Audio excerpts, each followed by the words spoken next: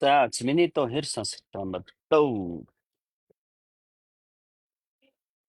Зоо маань хэр сонсож байгаа юм бэ? Дөө.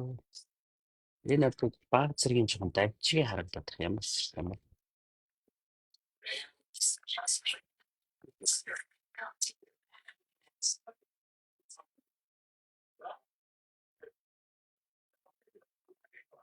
Яа, өглөөний мэндэ. За Монгол дурч бас баг өдөр болж байгаа юм шүү. Чи 9 цаг гэдэг чинь Монгол 11 хагас болж байна. 11 өнгөрч байгаа юм шиг байна шүү дээ. Тэгэхээр чи өнөөдөр амралтын өдөр бизнес эрт босцсон байгаа ч гэсэн хүмүүс аа. За нэг сайхан газар ирчээ сууж байна. Харбин Дон Батамжина бурхны бясалгал бүтээл хийжсэн газар шүү дээ тий. Ашиг дуун тод байна гинэ. Хамар нэг сонирн байна. Хоод одоо ингээд юу яагаад сууж хас. Хамар нэг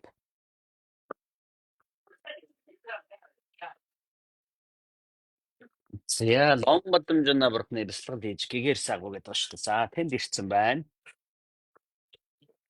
Энд сууж байна да. Зин нэг жоох намдаад байгаа ч юм шиг. Жоох ер нь биш яачгүй. Сайхан газраас жоох хэдүүд яриа хийх тийм ээ.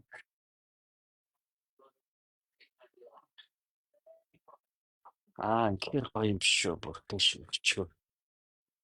Энэ тэгээд нэг тийм саний жоохон тасалчгын юм шиг байдаг юм.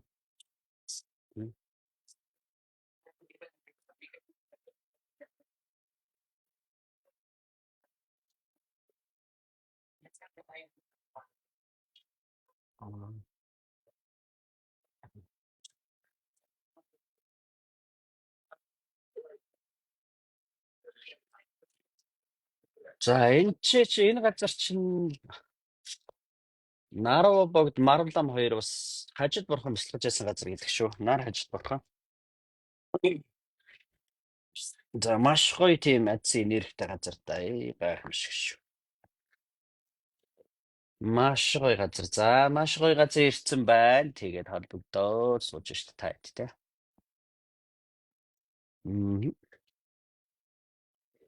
За яг өнөөдөр чинь ямар хуу сэдвээр яриа хийх вэ хэлээ.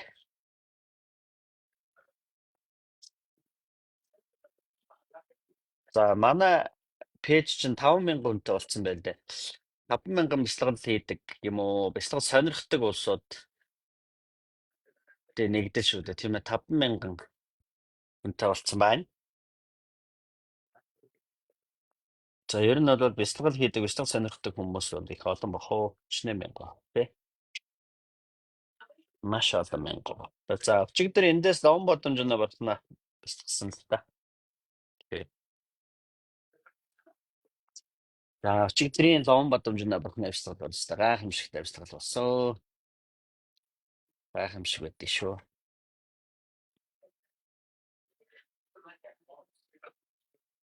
За сайхан амирлаа сууж шүү.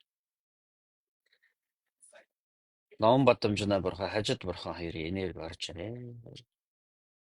Амирлаа. Даа үзэж байгаа улсуу цаах ингээ амирлаа. Дотооддоо төвлөрөө.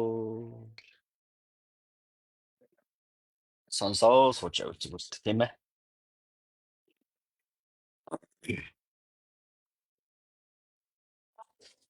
Түүхэн ийм гайхамшигтай ажиллалтай газрууд бас гайхамшигтай юм а. Тэгээд Непад бол юу юм байна? Бурхтынхын тэр нэг ажиллал холбоос нь тасраагүй дээр үесээ. Тэгээ гямлаа гэдэг утгаараа ч бас тийм юм уу да. Ажиллал холбоос нь тасраагүй. Манай Монгол бол тасарсан л да өрхий. Тэгээд нөгөө 70 жил гээд 37 онд бужигнаал. Тэгэл хамаг сум хийдэ байхгүй болгоод ер нь бол одоо оюун санааны хөгжил гэгээр л тэр сайхан юм нь бол жанлуу нь ажил нь бол тэгээ тасарсан юм байна л да манай Монгол бол.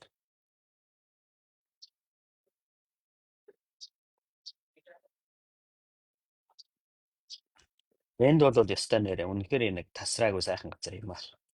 Тэгээд энэ гямлаад ч ууранд ч маш олон даяанч нар одоо сууж байгаа гэж байна шүү дээ тийм ээ. Тэгээд ажилтнад гэрлээ цацруулаад сууж байгаа юм шиг биш. Тайцтай гэрлээ цацруулаа. Сууж байдаг.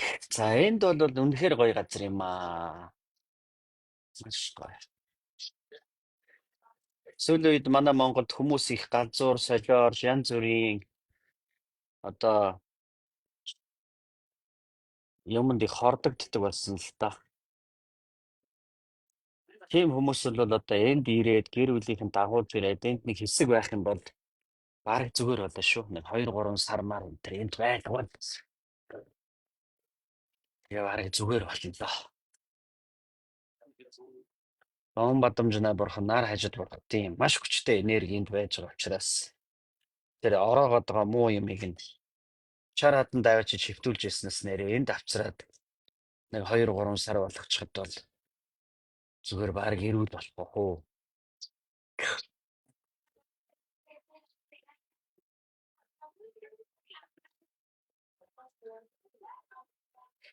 За өглөө нэмэндээ.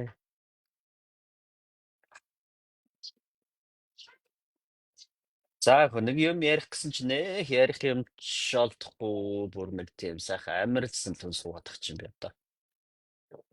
Нэг онгод ороод ярихаараа тэгээд бас нэг урсаад ярьж магадгүй дээ тий.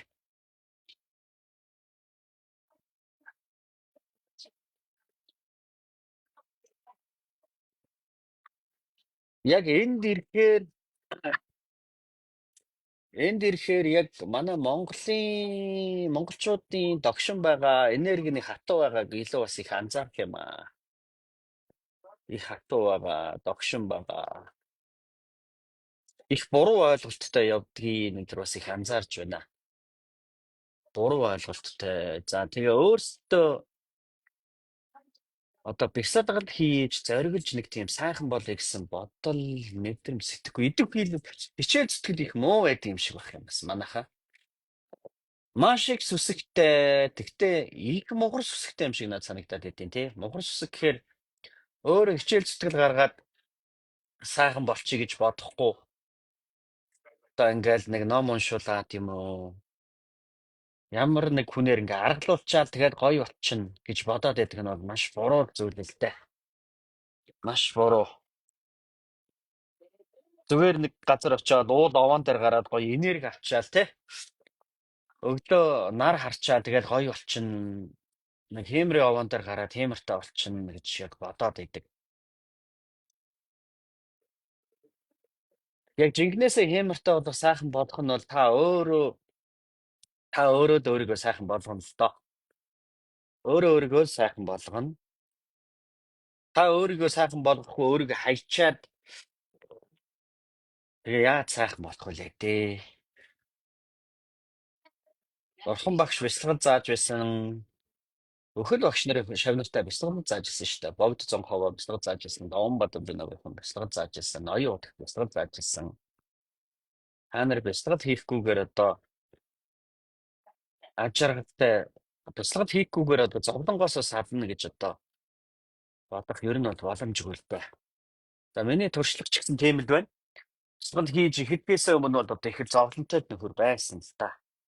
Тэгэл бясалгал хийгээл гэтээ сайн багшигаа олж байж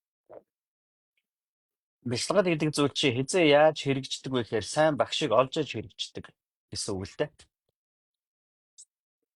Сайн багшигаа олоогүй бол Гэгэрсэн багшийг олоогүй шавилж чадаагүй бол хүн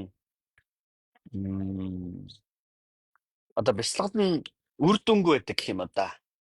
Ямар ч үр дүнгүй байгаад байдгийг. Яг багшигаа олох юм бол бяцлагд нь үр дүнтэй болдог шүү дээ. Тий. Буддын гунхаа үзээ энд тэгээд бас нэлээд хэдэн жил болсон тийм ээ. Тэгээд олон багш нараас ингээд ном сонсоод авшиг хүртэл тэгээд яваад байсан л та. Тэгээ яг ер нь бол эрдчин байсан гэсэн. Багшигаа хайж байсан. Тэгээ яг жинхэнэ багшигаа олоогүй учраас зовлон гэдэг юмнаас салахгүй байсан л та. Зовлон гэдэг зүйлээс салдаггүй. Тэгээ яг жинхэнэ багшигаа олоод одоо эгоноос салсан гэсэн үг л дээ. Бидрийг зовоогоод байдаг тэр нэг стресс, депрессэнд оруулаад байдаг, шаналгаад байдаг тэр мэдрэмж бол эго буюу би үзэж штэ. Тэр би үзлээсээ бол сайн багшийн хүчээр салдгийн. Сайн багш яадаг вэ гэхээр шавийг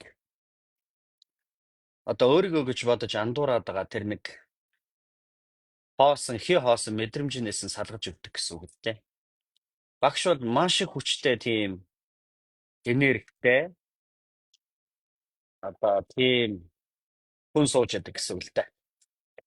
Тэгээ маш их энергитэй. Ямар энергитэй вэ гэхээр хүн угаасаа бид нар маш их энергитэй л дээ. Ямар энергитэй гэхээр аа маш их энергитэй, маш их потенциалтай боловч тэрийг хэрэгжилж чадахгүй, тэрэнд нь саад болоод байгаа зүйл байгаа байхгүй юу? Тэр саад болоод байгаа зүйл нь бол юу вэ гэхээр эго гэсэн үг. Өөрийгөө дэндүү давчуу жижигхэн болгоод ингээ хумаад нэг жижигхэн ийм араам дотор ороод нэг мэдрэмжийн дотор хүлчээд амьдраад байгаа байхгүй юу? Тэр нь бол одоо эго гэх юм уу та тий. Гэгэрсэн багш нар бол энийг юу гэж хэлдэг вэ гэхээр чи бол далай мэт үлээ. Гэхдээ чи өөрийгөө далайгаас тусгаарлаад байна. Одоо дусад гэж бодох юм бол далайд байж ах хэвчээ шүү дээ тэр дусад. Гэтэл далай эрэг дээр өөрийгөө гаргаж хаячаад байна. Тэгээ зовоод байна. Чиний их үүсвэр бол өөрөө гэрэл юм аа гэх тээ. Тэгээ мөн чанараа танихгүй, мөн чанараасаа холдоод өөрийгөө эго одоо би бол оюун санаа юм байна. Би бол мэдлэг юм байна. Би бол би үзэл юм байна гэдэг мэдрэмжэндээ уяглаад байгаа учраас дотоод тэр мөн чанар нь тэр маш их энерги, маш их потенциал хязгааргүй тэр амар амгалангаар мэдэрч таньж чадахгүй байгаа гэсэн үг л дээ. За тэгэхээр бол одоо өөрийгөө эго биш юм байна, би үзэл биш юм байна. За төвлөр бол дагнад дагын ширв товлох гэж хэлдэг юм. Би үгүүд хүрсэн, би үгүүд хүрэх, бэлэг бэлгүүд хүрсэн. За тийм багш болвол маш их хүчтэй энергитэй байдаг бөгөөд маш их энергийн долгионтой байдаг. За шавийг бол аа одоо эго биш юм аа, би үзэл биш юм аа гэдгийг нь одоо ойлгуулж мэдрүүлж одоо сэрээдэг юм аа гэсэн үг. За миний хувьд бол одоо та нарт ямар хичээл заадаг вэ гэхээр та нар бол эго биш ээ, би үзэл биш ээ. Та нар мэдрэмж биш ээ. Та нар эго гэдэг зүйл дээр байгаа тохиолдолд өөрийгөө би гэдэг мэдрэмж байгаа тохиолдолд хизээч сайнаа үзэхгүй, хизээч аж аргал гэдэг зүйлийг мэдрэхгүй. Эго чи өөрийн гэсэн мэдрэмжтэй. Эго бол хөөрл, уналтыг дандаа үүсгдэг зүйл байхгүй юу эго чинь. Та нар эгоныхоо хөөрлийг аж аргал гэж бодоод эгоныхоо уналтыг зовлон гэж бодоод байдаг байхгүй юу? Эгоны мөн чанар дотор бол хизээч аж аргал гэдэг зүйл байхгүй. Та өөрийгөө оюун санаа эго гэж бодож байгаа бол би үзэл гэж бодчиход байгаа бол таны дотор жинхэнэ утгаараа аж аргал амар амгалан цэцэглэх боломжгүй гэсэн үг баггүй юу? Таны аж аргал гэж мэдэрдэг зүйл бол аж аргал биш юм аа. Тэр бол зүгээр л төр зуурын дараагийн уналтаа хүлээж байгаа хөөрл гэсэн үг баггүй юу? Сэтгэлийн хөөрлийн мэдрэмжийн хүмүүс аж аргал гэж андуурдаг гэсэн үг. Тэгээ уналтанд орчоод эргээд хөөрлөө хайгаа гүйдэг баггүй юу? За сахинд гарчээ. За нэг жоохон аригтаар суучаад яа гэдэг нэг олуула божигны уулзаа ярьж хөөрий гэл. Тэгээд олуула жоол хөөрч ярьж жоол дэвцэж байгаа л бүжиглж байгаа л дуулж байгаа. Тэгээд сонир мэдрэмжинд эргээл орчдөг. Маш их гонигтай, маш их шаналтай, ганцаардман утгагүй ч юм шиг амьдрал те тэр мэдрэмж нэг ороод идэг. Тэгээ яагаад тэгж ороод байна гэхээр тэр чинь угаасаа та нар одоо мордохын хазгаа гэдэг шиг буруу морио унаа дахиад байна гэсэн үг дээ. Буруу морио унаа дахиад байна шүү дээ. Одоо нэг хар морио унаа дахиад байна гэх юм уу те. Уг нь нэг цагаан морио унаа дахих хэрэгтэй юм байна л да. Гэтэл ингээд бүх юм чинь ингээ оронгоороо буруу байгаа л байхгүй юу. Тэгээд тэр дотоод мөн чанараа юугаар ч одоо орлуулахгүй зүйл шүү дээ. Эгонд маш их та нар тэжээл өгдөг те. Маш их мөнгө олоод мөнгөтэй болоод одоо тэр хүссэн зүйлийг нөхчих юм бол одоо сайхан болчих юм болоо гэж. Гэтэл ердөөсөө тэр бомтон болсон байдаач тэр эгоныхоо хүсэж байгаа бүх зүйлийг өгсөн байдаач гэсэн хэзээч сэтгэл чи хандггүй. Яагаад сэтгэл хандггүй гэхээр угаасаа эгонд чинь ажралын амар амгалан мэдрэмж огт байхгүй гэсэн үг баггүй юу? Огт байхгүй. Хэзээч ажралтай сайхан болох боломжгүй зүйлийг та нар боломжтой болох гээд яасан юм бэ? Боломжтой болох гээд хичээж байгаа чинь та нарын хамгийн том асуудал баггүй юу да. За тэгээ маш олон буруу ойлголтууд байна дөө. Ловон бодомжны бурхны үүднээс ярих юм бол та нар хүсэл гэдэг зүйл одоо эгон дээр чинь маш том зүйл байгаа байхгүй юу? Хүсэл гэдэг зүйл ба шүү дээ. Тэр хүсэл бол одоо байгаа өөрийгөө голцсон сэтгэл зүй байхгүй юу? Ингэчүүл өөрийгөө ингээд хувиргаал өөрчилчих юм бол гоё болчихно гэдээ ингээд бодоод байдаг. Өөрийгөө өөрчлөөд нэг тим болчвол гоё болно гэдэг нэг тийм хүслийн мэдрэмж. Хүсэл гэдэг чинь бол одоо байгаагаа үгүйсгээд байгаа мэдрэмж байхгүй юу? Яг одоо байгаагаа өөрийнхөө одоо өөрөөр нь хүлээж авах, байгаагаар нь хүлээж авч чадахгүй байгаа маш их өөрийгөө голсон тийм мэдрэмжтэй. За ер нь бол бидний боловсрол гэх юм уу, дон сургууль, их сургууль гэдэг энэ боловсрол, мэдлэгийн боловсрол бол ер нь ингээ яг ингээ анзаараад хахад нөгөө философи дээр гардаг штэ. Үгүйсгэлээ хууль энэ гэл те. Үгүйсгэлээр үгүйсгдэг шүү дээ. Яг тийм дандаа нөгөө өөрийгөө үгүйсгэж байж өөрийгөө сайжруулах хэрэгтэй гэсэн нэг тийм онл явдаг. Философи онл явдаг. Өрний философи онл ба. За тэр бол дорн дахны философи, дорн дахны гүн ухаан, дорны энэ гэгэрсэн мэрэгдийн одоо ойлголтоор бол буруу зүйл болчиход байгаа байхгүй юу? Чи өөрийгөө үгүйсгэж байж сайжруулна гэдэг онл бол буруу юм аа тий. Чи өөрийгөө харин эсрэгээрээ үгүйсгэхгүй өөрийгөө яг байгаагаар нь хүлээж авах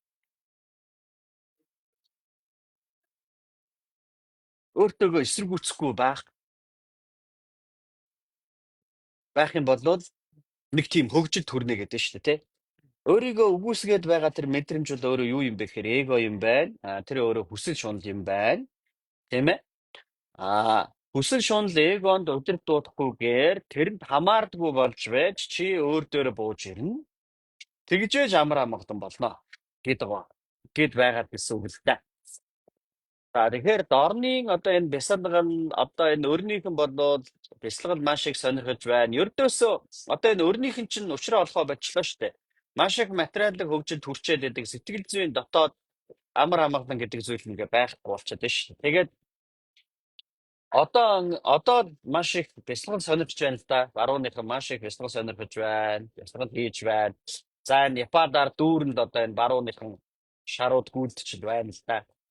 За тэгэхээр юу гэсэн үг гэхээр эго бол хязгаарч ан чаргалтай болох боломжгүй маа гэдгийг эдгээр ойлгочод байна шүү дээ. Эгоных нь нөгөө хүсэж байгаа тэр материалдаг байдал одоо юу байдгийг хүсэл шунал бүх юм өгөөд байсан ч гэсэн сайнаа үзэхгүй байна л да. Тэгэхээр за энэ ер нь бол болохгүй байна гэд арай нэг сэргэлэн улсууд нь бол одоо энэ Непал энтгээр ингээ гүйлтэж байгаа байхгүй юу. Тэгээ эдгээр маань одоо бясалгал сонирхож байгаа. За тэгээд бясалгал хийхээр бол за оронгороо суураараа өөрчлөгдөх хэрэгтэй юм байна. Бидний энэ бодоод байгаа энэ мэдрэмж одоо буруу юм байна. Эгог суураар нь өөрчлөхгүй бол эго гэдэг зүйл дотор чинь бол одоо олигтой зүйл байхгүй байна. Миний мөн чанар бол эго биш юм байна. Миний мөн чанар бол өөр зүйл юм байна гэдгийг ингээ ойлгох юм бол одоо ер нь ажраад амар амгалантай болно шүү дээ. Богд цонхоо бол юу гэж хэлсэн бэ гэхээр богд лам бол Corolla Deva Ye мэдг хэлсэн байдаг байхгүй юу? Corolla Deva Ye гэдэг чи. Тэр нь юу гэсэн үг гэхээр энэ орчлон дотор Та нар одоо энэ амьдрал ингээд хүний амьдрал дотор хүний мэдрэмжин дотор хязгаарч ад жаргал байхгүй гэлцэн байт. Ад жаргал байхгүй. Энэ орчлонд ад жаргал байх. Тэр нь ямар утгаар хэлсэн бэ гэхээр та нар эгоны мэдрэмжээр амьдарч л байгаа та нарт ад жаргал гэж зүйл үзэж тохиолдохгүй. Гэхдээ бид нар чи ад жаргалтай амьдарч байгаа штэ ингээд өлсөж байгаад нэг хоол идэх ад жаргалтай, ядарч байгаад суух амрах их ад жаргалтай гэдэг гэж бодож байгаа. Тэгж хэлэх байх. Тэрвзээ жинхэнэ ад жаргал гэж байдаг бол удаа үргэлжлэх ёстой шүү дээ. Удаандаа амар амгалан тий үргэлжлээд байх ёстой юм л да. Тэр амар амгалан ад жаргал гэдэг зүйл чинь мөнгөний байх ёстой юм л да. А гэтэл хүний мэдрэмжийн ад жаргал гэдэг зүйл бол төр зуурах байт юм байна. Төр зуурах гэдэг нь нэг зовлонгоос нөгөө зовлон эхлэх тэр богинохон агшин ад жаргал гэж андуурдаг хүн. Нэг зовлон биш үү? Нэг зовлонгоос нэг зовлон руу шилжих тэр богинохон хугацааг амар амгалан ад жаргал гэж андуурдаг гэж хэлээд байгаа юм. Богдсон ховог хэлсэн гэсэн үг шүү дээ, тийм ээ. За тэрний юу гэсэн үг вэ гэхээр бид нар ингээд өлсөх зовлон шүү дээ. Энэ хүний бие чи хөөрхөн зайлдаг. Тэр чигээрээ л бас зовлонгийн мэдрэмж шүү дээ. Өлсөн, ядарна тий. За өлсөх зовлон үг бол зовлон. За хоол идэх жаргал уу? Жаргал гэж бодож шүү дээ, тий. За хоол идэх нь яг өлсөж байгаа тухайн тэр нэг хэцүү зовлонтой мэдрэмжийг ерөн төгдөөд за хоол яг идээд сайхан болж штэ. Гэтэл хоол идэх гэж зүйлд чинь үнэхээр аж аргал амар амгалан байгаа бол удаандаа хэвээрээ улам л аж аргалтай болох ёстой штэ тий. Гэтэл хоолоо үргэлжлүүлээд идээд байх юм бол гэдсэн дүүрээд сүйдээ бүр одоо барыг бөөлжөөл дотор нь мухаараад гүйлгээл ингээл болохоо байна штэ. Хоолоо их идэх юм бол бас л зовлон ирнэ гэсэн үг байхгүй. Өлсхийн зовлон байсан уу байсан. За хоол идсэн үү идсэн. Хоол идээд хоолоо үргэлжлүүлээд идээд исэн чи яасан? Бас л ядгаагүй зовхон нь шүү дээ. Гүйлгээл цэцэг алдаа тий. Тэгэл бөөлж дотор нь муухаараа тэгэл ёстой нэрэ хэцүүдэх нь шүү дээ. Яг ингээд адилхан байхгүй юу? Одоо ингээд алхаад нэлээ удаан алхаж явж байгаа ядраад ингээд суулаа. Суухаар нэг сайхан болоод амарч байгаа юм шиг мэдрэмт төрнө. Удаан суух юм бол бас л бөкс нь өвдөөл удаан сууж чадахгүй шүү дээ. Тэгэхээр юу гэсэн үг вэхээр суух чинь бас л нэг зовлон байгаа байхгүй юу тийм ээ? Бас л нэг зовлон. Суух явж байгаад алхаж явж байгаад ядраа тэгээ суугаад суух чинь тийм үнэхээр амар амгалан танд аж аргалыг өгөхстэй бол өнөд удаан үргэлжлэх ёстой шүү дээ мөнхий те. Гэтэл мөнх сууж чадахгүй шүү дээ хүн. Хэсэг жоохон сууж байгаа л босмоор санагдаад адхмаар санагдаад бөкс нь өвдөв те. За тэгэхээр ердөөсөө алхаад ядрахын явахын зовлон за тэгээд дараа нь суусан чинь суухын зовлонд эхэлсэн байгаа байхгүй юу. Зүгээр яг нэг тийм богинохон акшнууд дээ шүү дээ. Нэг богинохоо нэг зүйл үргэлжлэхэд тэр акшныг л нэг сайхан ачаалтайгаар мэдрээд байгаа юм. Гэтэл яг ерөнхийдөө бол үнэмлэхүүл яг мөн чанар талаас нь харах юм бол ачааргал байхгүй байгаа байхгүй. Тэгэхээр энэ хүний мэдрэмжин дээр, эгоны мэдрэмжин дээр, хүрэлцэхүүн мэдрэмжин дээр бол ачааргал гэдэг зүйл бол угаасаа ингээ байхгүй болчиход байгаа байхгүй.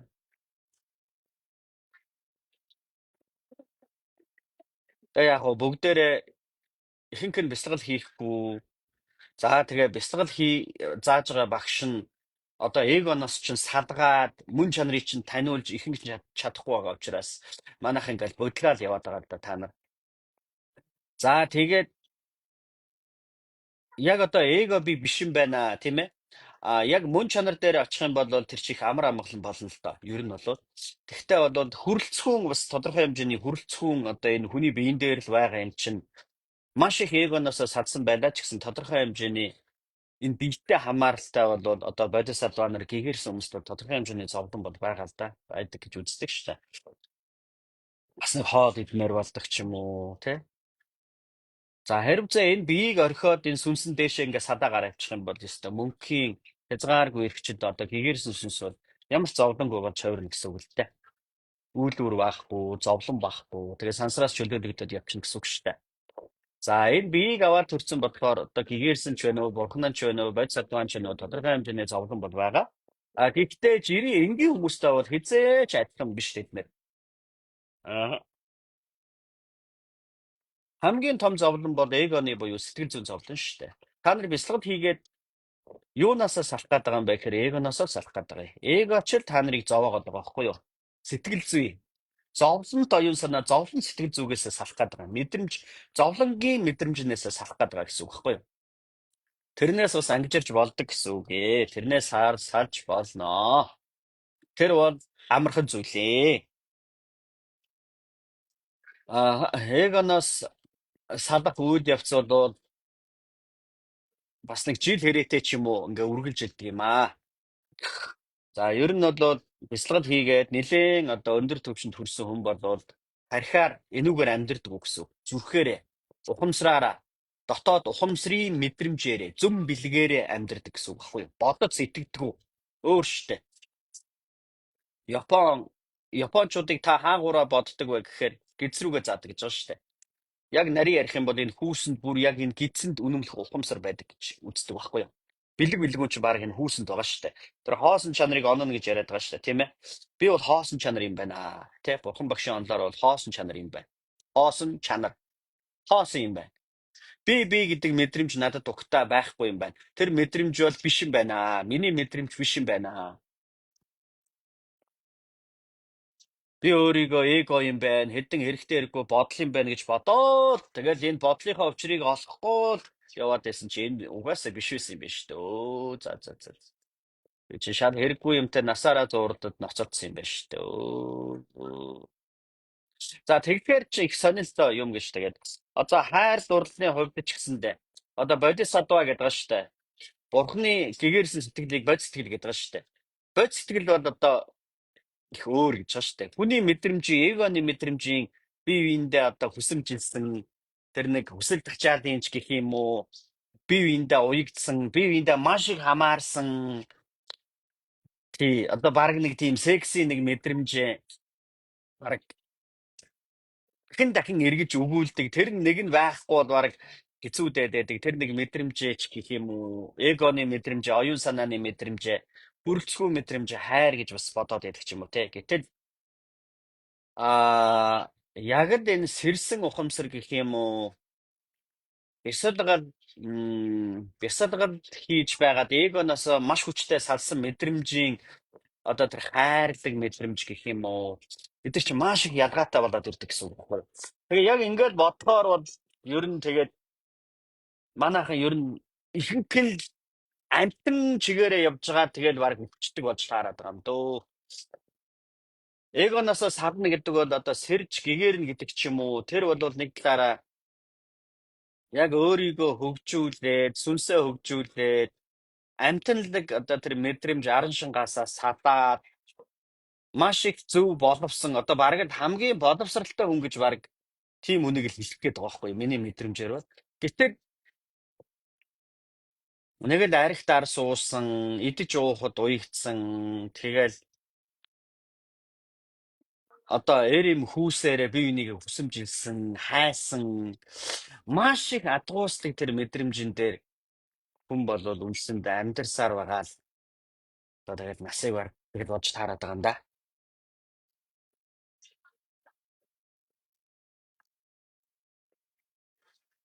Эгонд бол тэгээд тэр чигээрээ эгогоо би гэж андуураад би гэдэг мэдрэмжээр амьдарсаар байгаа л тэгээд дуустдаг тий. Эгоны золиос болоод дуустдаг. Ямар ч эрх чөлөөгүй. Өөрийнх нь төлөө барыг ихэнхдээ амьдарч чадахгүй. Бусдын төлөө амьдарсаар байгаа хүн дуустдаг юм шиг байна.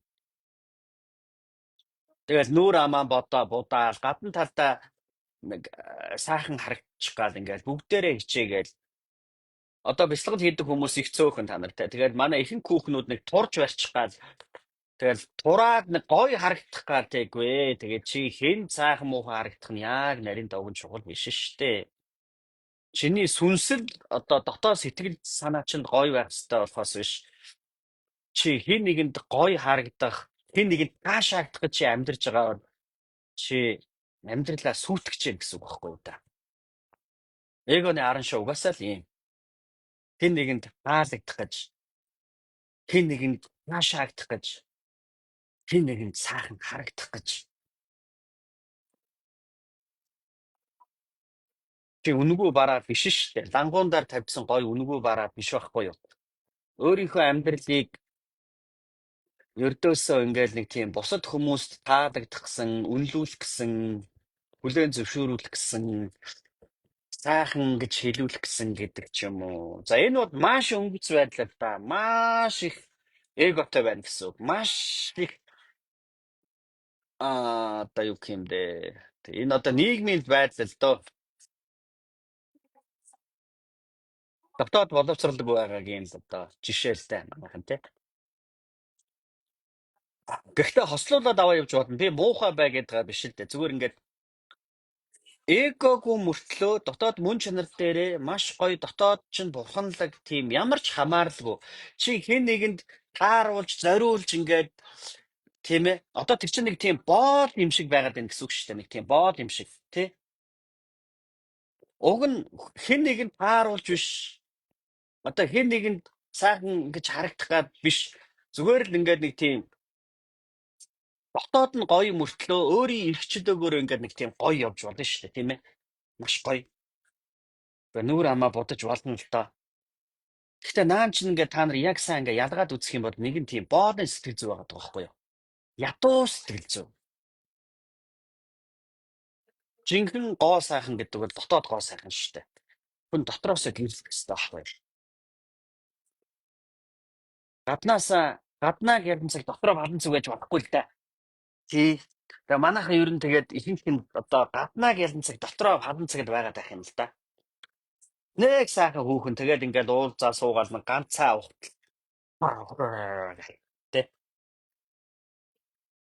үнэхээр харилцаагүй байдаг штэ манайхан бүгдээр ялгаагүй дээ эр эмгүү тэгээд эгон тоглуулаад дуусч байна да тийм ээ.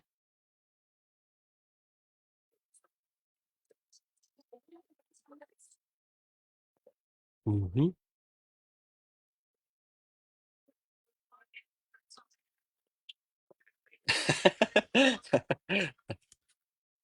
Би бас тэгээд цаашлуулдаг байхгүй юу? Зарим дотны хүмүүсээ нүүр амаа будаад ингээд өглөө те. Гэхдээ чи нөхөртэй байжээ чи хэн зориулж нүрээ будаад байгаа юм гээл. Чи нөхөртэй л гоё харагдвал тэгээд бодоо штэ. Гээл. Тэгээ ажилдаа явахдаа нүрээ буддаг чи ажлынхандаа гоё харагдах гэдэг юм уу гээл.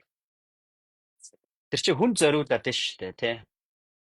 Сэтгэл зүгээ та нар хараарай. Тэгээд ганцхан нүүр амаа будахч биш. Ер нь тэр чигээрээ айгүй тийм дарамттай ингээ амьдэрдэг тий. Тэгээд сүүлийн үед манайхан чи бүр өрсөлдөө болцсон. Брээн дээр гоё хувцаараа өрсөлдөн биенийхээ доор орохгүй шүү гэд. За уучлаарай. Энэ бол зовлон билээ нэрэ. Ямар их зовлонтой амьдарч байна. Ямар их хамааралтай амьдарч байна. Ямар их амар амгалан гү амьдарч байна. Ямар буруу хандлагатай амьдарч байна манайхан тий.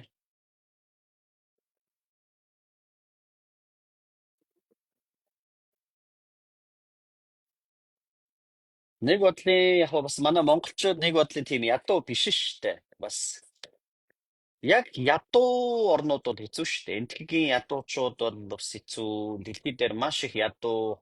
Өнөөдрийн хоолоо яа гэж байгаа. Тийм улсууд маш олон сая хүмүүс дэлхий дээр амьдарч байна тий. Тэдрийг бодоод манай монголчууд бас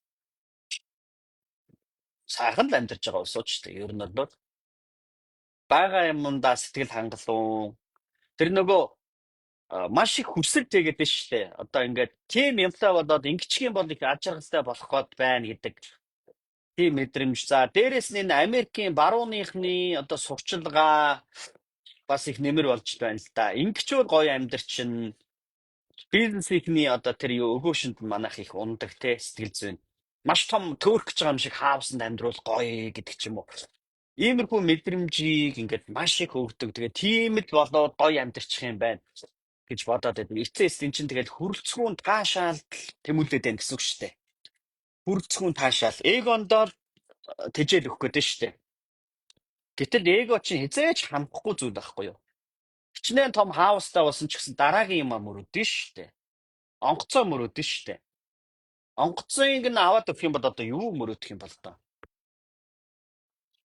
Хүсэл шундууд ингээ хязгаар байхгүй л да манайхаа. Тийм учраас аа тэгж хэлсэн байдаг шүү дээ номон дээр. нагаржна гэх юм бэлөө. Хүсэл үгүүн дээд нь хамгийн амар амгалан гэ тий. Хамууг майж амар амгалан. Хамуугүй нь бүр амар амгалан гэ. Хүсэл гэдэг зүйлийг хүсэж байгаа юм ин авч өгөхөөр төр зур амар амгалан болдог. Гэхдээ дахиад бүр том юм хүсдэг гэж тий.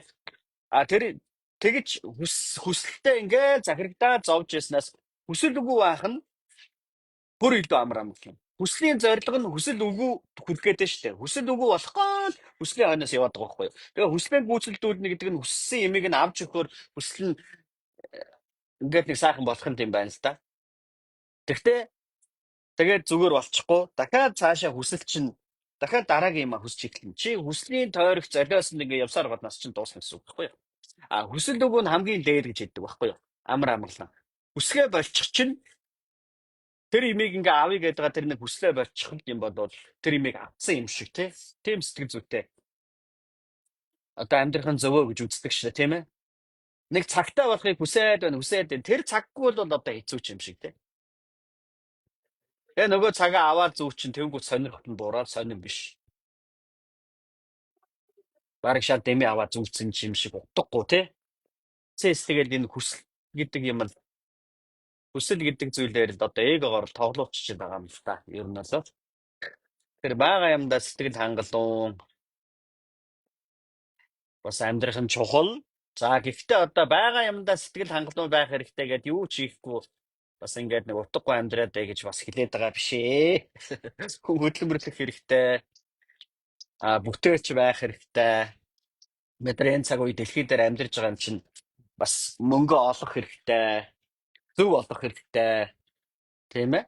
За тэгээд бас аятайхан амьдрах хэрэгтэй. Одоо Оошо огшин гол хэлээд байсан санаа бол зорбо будда гэдэг байгаа шүү дээ. Дотооддоо бурхан багш шиг, бурдаа шиг гадна талдаа энэ цаг үеийн хүн бай гэдэг байгаа шүү дээ. Энэ цаг үеийн зүгээр сайхан амьдэрсэн тийм хүн бай гэж Оошо огшод бол хэлээд байдаг шүү дээ, тийм ээ. Аа. За миний хувьд ч гэсэн одоо нэг тиймэрхүү маягтай л хүү юм доо. Дотроо будаа энэ цаг үеийн одоо багш нар гэх юм уу, энэ цаг үеийн гигинтэнгүүд бол ер нь тиймэрхүү гигинтэнгүүд их багш нар гарч ирж байна да. Дотроо маш их амар амгалан тээдсэн тий.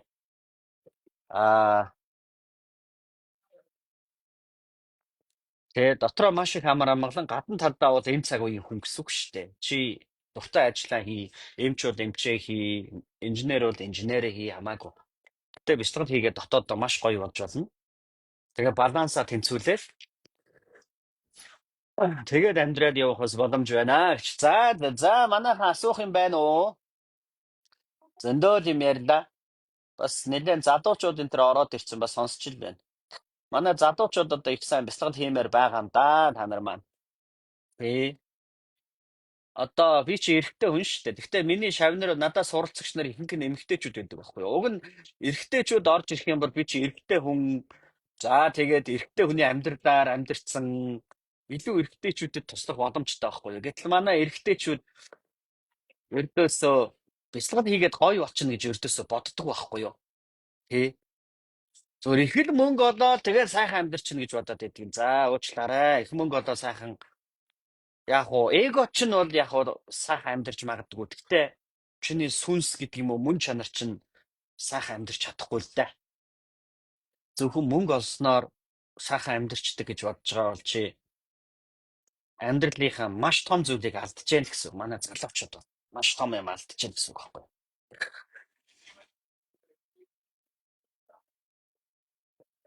Тийм учраас залуучуудтай бол би одоо туслах маш их боломжтой байхгүй ээ. Базар байна. За би ч одоо бяцлагд хийж эхлэхээс өмнө ч одоо хэцүү байсан дөө. Хэцүү байсныг сандгийн. Эрэгтэйчүүдийн зовлон гэж бас их шүү дээ. Маш их.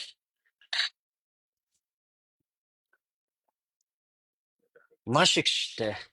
Нэг л их том эготой улсууд яваад байна бид нар чинь. Тэгээд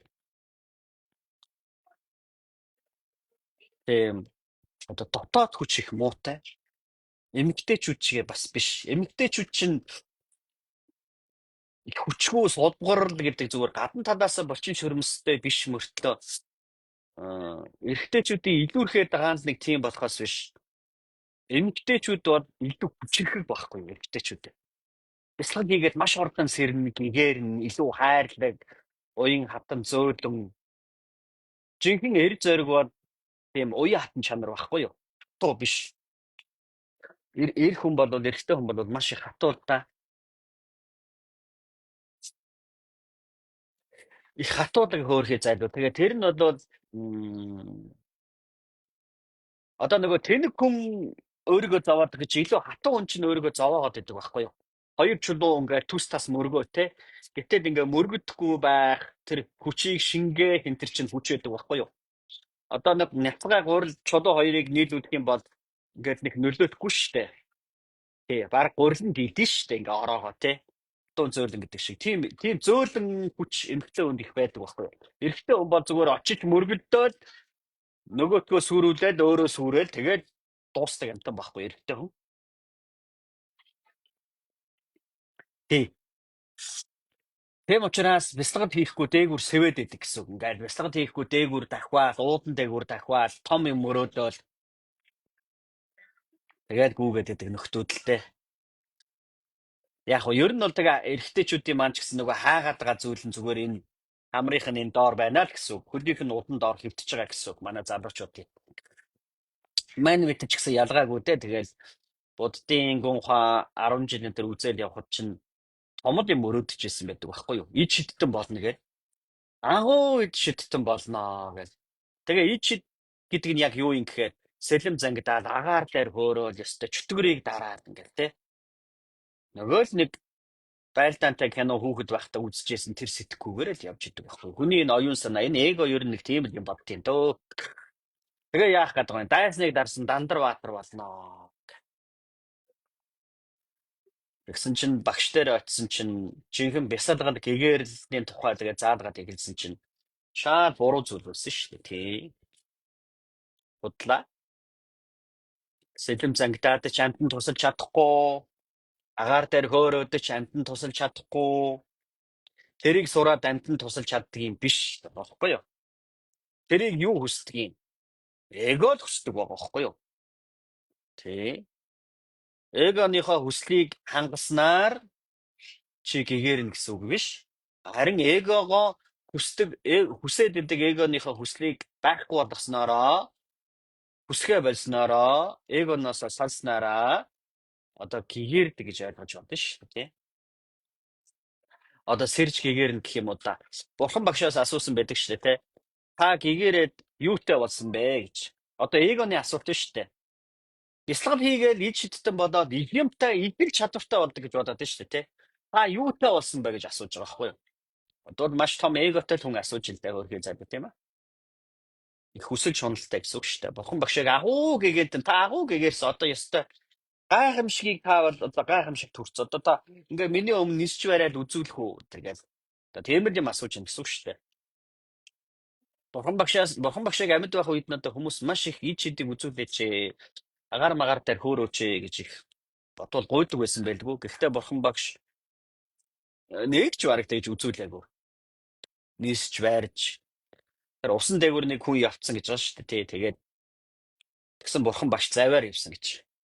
Тэгээд заваар яваад цаана гараад нөгөө хүн би энэ усан дээгүүр ингээд явах агаар дээр явах энэ чадварыг эзэмшихийн тулд би 20 жил хөдөлмөрлсөн ингээд өнгөрсөн гэж байна. Тэгсэн бурхан багш ха 2хан зоос төлөө цаана гарчих юм чинь хайр 20 жил гэж хэлсэн гэж байна. Миний цаана маш том утга хэлээд байна шүү дээ.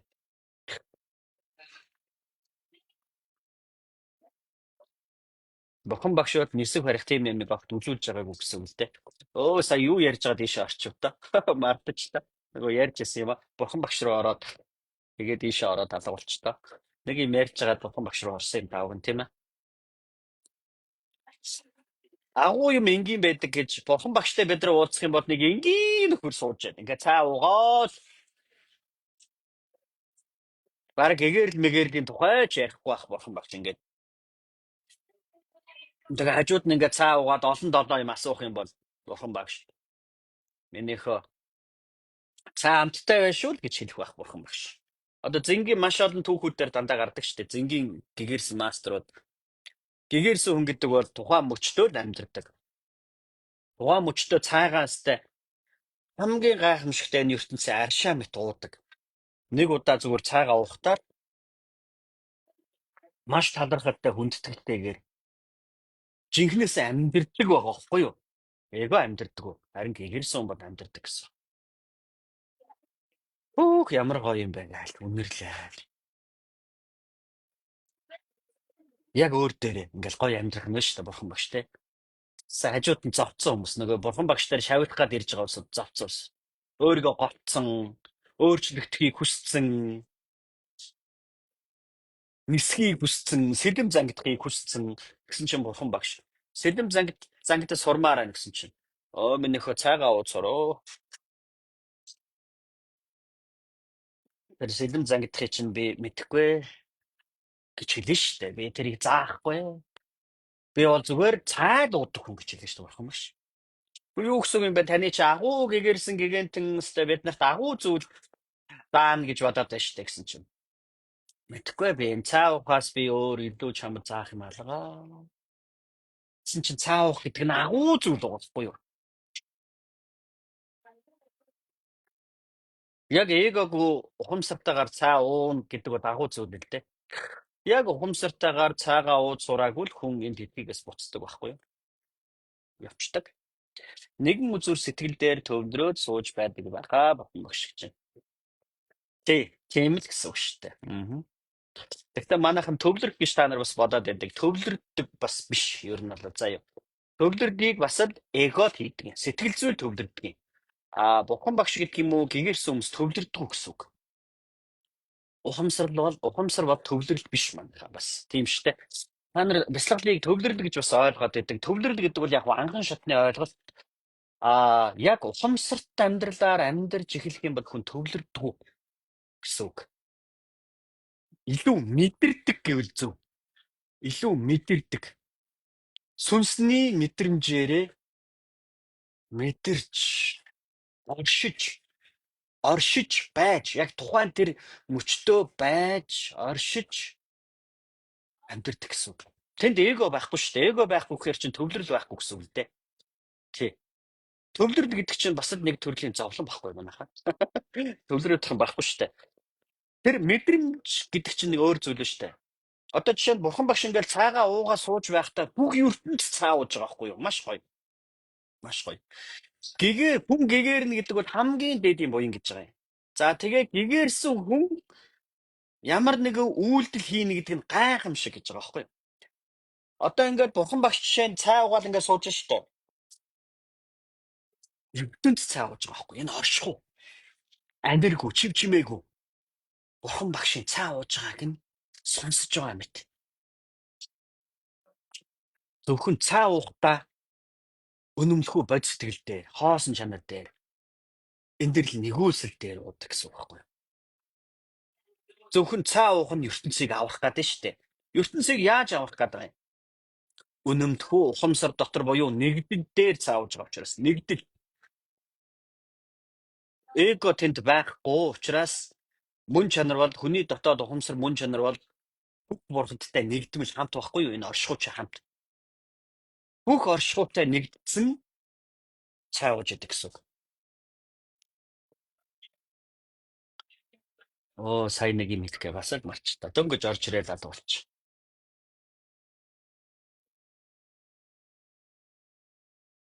Сая яг энэтэй холбоотой нэг чухал юм хэлэх гэжсэн чинь мадчих. Ингээд олон юм ингээд орж ирээд гараад идэг байхгүй. Төвлөрдөг бол биш гэж ойлгоорой маань ханзаа. Төвлөрдөг бол биш. Хэрвээ хүн төвлөрөх юм бол нэгдмэл биш дотор байна гэсэн үг. Эго төвлөрдөг учраас эго бол нэгдмэлээс салгаад идэг байхгүй юу? Хүн үнэмлэхүү дотоод руугаа орохоор үнэмлэхүү ганцаард руугаа орно гэсэн үг. Ганцаардал. Эго бол ганцаардлыг бүлээн зөвшөөрч чаддаггүй зүйл шүү дээ эго. Ганцаараа л байхгүй бол тэгээд бус нь яах вэ гэдэг зүйл бол эго байхгүй юу? Ганцаардал руугаа гүн гүнзгий орох нь мөн чанар руугаа орж байгаа гэсэн үг. Ганцаардал руугаа ингээд яг би ганцаараа руугаа ордоо ямар ч одоо та нартай хамаарахгүй гэдэг ч юм уу. Тийм мэдрэмжийг үсгээд дотгошоогоо ороход яадаг вэ гэхээр Бүхнийг дотроос олдог гэсэн үг байхгүй. Бүхэнтэй нэгдвэл байдаг гэсэн үг. Хамт. Энэ оршихуй ертөнцтэй хамтад. Түрүү чигийг саналаа. Одоо ингээ бурхан багш ингээ цаа ууж штэ. Гэгэрсэн цаа уун гэдэг өөр гайхамшиг байдаг байхгүй. Юу гэхээр энэ цайг хийж өгсөн хүн ажиглагдаж байдаг гэсэн. Одоо энэ цайн дотор чинь зөндөө ингээд жимс хийгээд одоо энэ жимсийг тарьсан хүн байгаа, авсан хүн байгаа, зөөсөн хүн байгаа, энэ усыг энд авчирсан хүн байгаа, хаанаас урсан гэл те. Энд чинь маш олон хөөрхий төрөлтөнгүүд хөдөлмөрлж энэ нэг аяганд ингээд цайгаад ирж штэ. За энийг одоо жишээ нь бурхан багш ингээ уулаа штэ. Маш өндөр мэдрэмжэн дээрээс талархал дээрээс оршихуй ертөнц энийг ингээ уухаар энэнд оролцсон хүн шууд ажиллагддаг байхгүй. Шууд ажиллагдаад яах нь вэ? Тодорхой хэмжээний одоо сэрэг гэх юм уу? Одоо нэг тийм үйл явц нь наашилдаг гэсэн, ойртдог гэсэн. Тийм гоё зүйл болдог гэсэн байхгүй. Тэгээд л бол хамгийн дээд буян гэгэрсэн хүний үйлдэл болгон айцнал байдаг гэсэн үг байхгүй. За тэгээд та нарт маань бид нарт бүгдээр нь л ийм хүч одоо байгаа да. Бурхан багшийн хоосон чанараар яаж гэгэрх вэ л. Бурхан багшийн хоосон чанараар яаж гэгэрх вэ л гэж байна. За бурхан багшийн хоосон чанараар гэгэрүүд нь ингээд та нар бол нэг тийм онол үзээд хоосон чанар нэг судлаад хоосон чанар бурхан багшийн та нар хоосон чанарыг яг судлаад багшгүйгээр хоосон чанарыг судлаад хоосон чанарыг ойлгосон байлаа ч бас гэгэрэхгүй. Ойлголтын төвшөнд эгон дээр гэх юм уу та мэддэг ингээд мэддэгчээд ойлголт аваад бас сэрдэг гэсэн үг байхгүй юу? Одоо энэ ухамсарын дотоод хүч чинь сэрээдэг хүч бол багш байдаг гэсэн үг. Багш бол өөрөө хоосон чанарт хүрсэн хүн гэсэн үг шүү дээ. Хоосон чанар гэдэг бол энерги бас долгиол гэсэн үг. Маш хүчрхэг тийм оршихуун энэ ертөнцийн нэгдмэлтэй нэгдсэн тийм багшийг олгогддог гэсэн үг байхгүй юу? За тийм багштай уулзаад тэгээ тийм багшаас авшиг хүртэх хэрэгтэй гэсэн үг. Авшиг багш чинь өгнө. Авшиг гэдэг нь бол бас нэг тийм гэрэл гэсэн үг. За тэр гэрэл ч гэсэн өөрөө хоосон чанар гэсэн үг л дээ. За багшаас тийм гэрэл аваад туслаж эхэлнэ. Тэр гэрлийн хүч яадаг вэ гэхээр эго бол угаасаа харанхуй зүйл байхгүй юу? Энэ харанхуй эго бодлыг чинь гэрэл ингэж одоо алга болгосоор байгаад, арилгасаар байгаад, балдуурцаар байгаад тэгээд тэр чигээрээ дотоод чинь гэрэл болдог гэсэн үг. Гэтэ ямар гэрэл вэ? Хоосон гэрэл. Юугаар хоосон юм? Бодлоор хоосон. Одоо та нарын нөгөө бодол мэдрэмжиндээ уягдаад за тэгчүү над жаргалтай амьдарч байсан гэж янз бүрийн хүслүүд байна шүү дээ. Тэр хүслийн бодлууд чинь бүгд байхгүй болдог гэсэн үг. Тэгээ бүгд байхгүй болоод хоосорж шүү дээ. Боддоггүй болоод бодлоор хоосорж байгаа тэр мэдрэмж нь хоосон чанар буюу мөн чанар чинь. Гэтэ хоосон гэчихэд нэг чанарын тухай хэлээд шүү дээ. Чанар гэдэг нь бол яг огт хоосон юм уу бас хоосон биш гэсэн үг байхгүй юу, тийм ээ? Бодол эго үгүйгээр хоосон. Нэг чанар байна. Тэр нь бэлэг дотоод гэрэл, одсол, ухамсар гэх юм уу та тий. За иймэрхүү зүйлүүдийг ярьлаа да манайхаа. Өнөөдөр чинь сайхан газараа сайхан юм зөндөл ярьлаа шүү дээ, тийм ээ. Дон бадамжнаа бурхны одоо агуун дэрэгдээс л хэдүүд уулзал хийлээ те. Дон бадамжнаа бурхны агууч бас гайхамшиг шүү. Хей. Энэ газар би ч одоо 2 жилийн өмнө 2 сар бяцлахсан шүү дээ. Дон бадамжнаа бурхантайгаа ингээ сайхан бяцлагаад байдаг. Одоо та нар ингээд бяцлагт хийгээ эгогүй болоод маш их одоо хоосон чанарын тухай сая ярьлаа шүү дээ. Хоосроод маш их хоосорчхоор яадаг вэ гэхээр тэр дотор чинь бурханлаг энергиуд ингэж орж ирдэг байхгүй. Тэр хоосон гэд буюу тэр нөгөө эгогоор хоосорсон байгаа тэр мэдрэмжин дээрээ одоо бурхадын энерги орж ирэхэд та нарт саад болоод байна шүү дээ. Мэдрэхгүй байна, тий? Хүлээж авч чадахгүй байна. Тэр чинь бод хоосон биш байгаад байна гэсэн үг. Маш их эготой байна, маш их бодолтой байна. Тэр нь маш их үйл өртөй байна гэсэн үг баггүй юу? Тэр бурханлагийг одоо мэдрэхэд саад болоод байна гэсэн үг. Бурханлаг бол ингээ орж ирэх гээд байна шүү дээ дотор чинь. Бас ингээд бурхад ажиллаад орж ирээд байгаа. Гэхдээ тэрийг мэдрэхгүй хүлээж авч чадахгүй байгаа нь бодол. Эго гэсэн үг. А энд 2 сар бясалгад бол одоо маш их хоосроод дон бодомжно бурхны эрчим энерги ингээд маш гой сүлж орж ирээд дон бодомжно бурхны одоо энергитэй гэх юм уу маш их сайхан сүлсэндээ одоо тэр хоосон дотор чинь чанар гэж юм байна шүү дээ. Тэр чанар гэдэг бол энерги хэлбэлцлүүд, долгионууд, ажлууд байдаг баггүй юу? Бурхтын ухамсар гэх юм уу да. Маш их тийм хүчрхэг тийм юм явж идэг гэсэн үг. Тэгээд нэгэнт ингээд дотооддоо хоосорчих юм бол аа дотооддоо зөв хоосрол тэгээд ингээд хүрчих юм бол бурхтын энергиэр сүлж эхэлдэг гэсэн үг. Гэхдээ тэр хоосон ухамсар чи өөрөө чиний ч ухамсар мөн, багшийн ч ухамсар мөн. Одоо авшиг хүрдээсэн багшийн чинь хувилгаан чанар, гэрэл хүч ухамсар нэгдэн дээрээ дотор ч ингээ байж идэг байхгүй юу? Бедрийн дотор ингээ байж идэг гэсэн. Тэгээ бурхны гаднаас хайгаад яах вэ? Бурхан чиний дотор байгаа гэдэг чинь тэр байхгүй юу? Бурхан багш өөрөө өөртөө гэрэл одоо гэдэг чинь тэр байхгүй юу? Гэрэл хаана байна? Бедрийн дотор байгаа гэсэн үг. Яг энэ дотор одоо зүрхэнд байж ш. Тий. Аа. Яа манайхан чи нэлээд уртыг бичжээ. Бурхан багш бүхнээс чөлөөлөгдөөд бүхнийг мэдээд бүлээн зөвшөөрөөд үнэмшил чанарыг таниад амар амгалан суудаг байхаа гэж байна. Юунд ч санаа зовхгүй. Түрүүн би анхан шатны мэдлэгээр тайлбарласан баха. Бурхан багшийн одоо байгаа агшин тэгж ойлгосон. За сүүлийнх нь би сайн ойлгосонгүй юу ч юм. Юунд ч санаа зовхгүй. Түрүүн би анхан шатны мэдлэгээр тайлбарласан баха гэж байна. За. Бурхан багшийн одоо байгаа агшин тэгж ойлгосон. Тэгээд байна. За чимка юу ч юм. Тэмэт яг ер нь бол бурхан багш мэдээж тийм л байгаа л да. Ааха.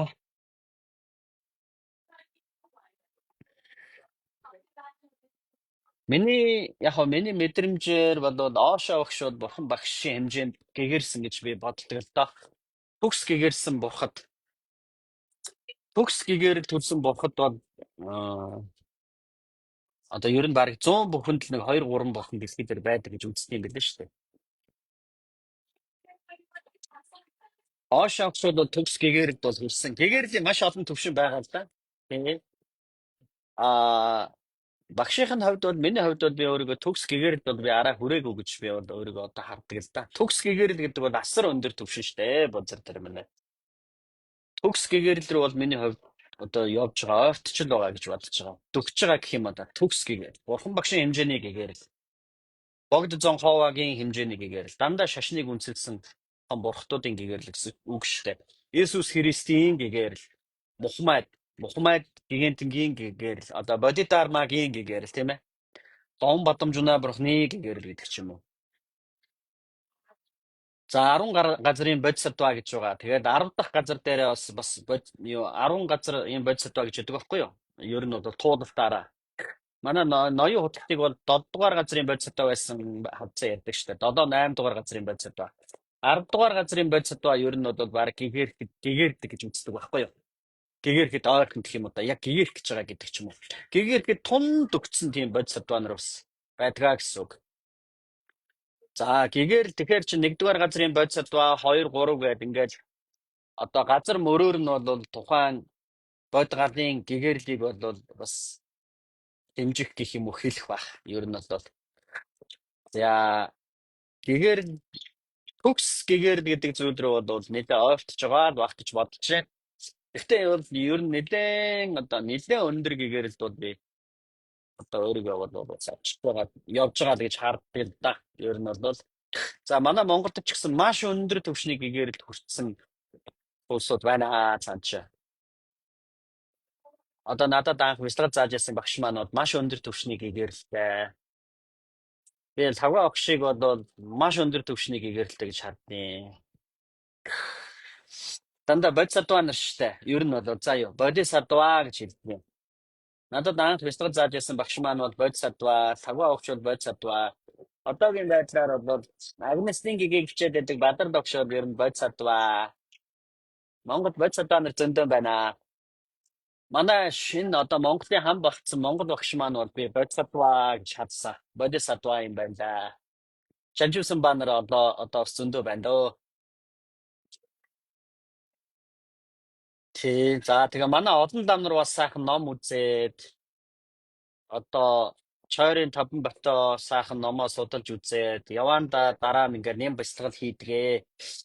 Яг хоо ирээдүйд бол би бас дам нартаа нэлээд сайн туслая гэж бас бодож байгаа. Ер нь бол манай дам нар бол олон жил тэр судрын ёсоо үтцсэн учраас маш их шинэ тэнцэл сайтай байдгийг. Багшиг шүтэх ёс их мундаг л да. Тий. Гэтэ миний хувьд бол одоо заавал одоо дам биш гэж хүмүүсийг нэг ялгадаггүй. Ер нь бол бүгдээрэнд нь боломж байгаа гэж бол боддог. Гэхдээ 10 хэдхэн наснаас 20 жил ном үзсэн бүх одоо амьдралынхаа бүх одоо цагаа гэгээр оюун санаанд зориулсан тийм залуучуудад дам нарт бол бас туслах хэрэгтэй байна л да. Миний хувьд бол яг нь ер нь одоо юу гэх юм бэ? Бусдын холбоосыг нь багшийн хүч гэх юм уу? Одоо тэр нэг хоосон чанарыг хүч дамжих гэдэг гэж байгаа шүү дээ. Дамжлага гэдэг.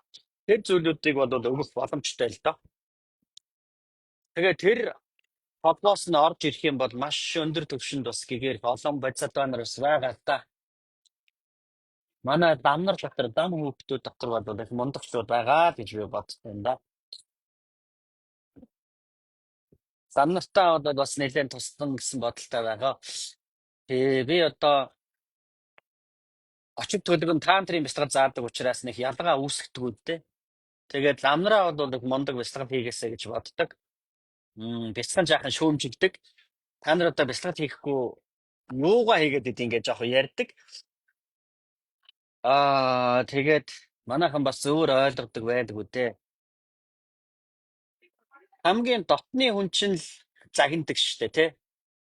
Сануулдаг, шүүмжилдэг. Хамгийн дотны хүн чинь хайрлаж байгаа хүн чинь янз бүрээр хилдэг штэ. Ширүүнээр энэ төр тий. Тэгээд намнарыгаа бол би сайхан болоосэй гэж боддөг юм аа. Буддизмаар 10 жил бас явцсан болохоор намнараа буддизмыг илүү их ойлгох штэ. Буддизм сүртэй учраас.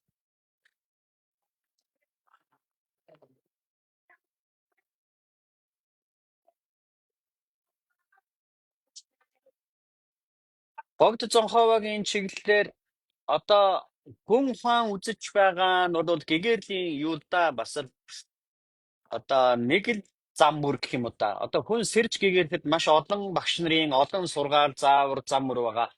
Жишээ нь Дон Бадамжуна бурхных ялгаатай Дон Бадамжуна бурхны одоо зогчин бяцлал бол багшийн хүчээр маш хурдан агшин зуур сэрэх агшин зуур гэгээр тийм одоо арга техник багхгүй юу. Дон Бадамжуна бурхны чиглэл. За Мядвагдын чиглэл бол бас л хурдтайгаар одоо сэрэх гарчдын одоо чиглэл бол бас л тийм талдаа. Заавал одоо гүн ухаан үзээд одоо оюун санаагаа маш мундаг болгож боловсруулад ухаанаа их хурц болгож ээж одоо сэрж гэгэрх албатай биш ээ гэдэг чиглэл багхгүй юу. Ном Бадамжуна бурхан Мядвагдын чиглэл. Тэгэхдээ Чойрын Таван Бат үзсэн одоо лам нар бол ер нь яг жинхэнэ багшаасаа авшиг авах юм бол ер нь бас пуужин шиг явж магадгүй. Пуужин тухайхаа. Одоо миний хувьд л яг 10 жил үзчихэл тэгээд орж ирээд багштайгаа уулзаад бяцлал хийгээд явсан. Ер нь пуужинцсэн шүү дээ. Яа.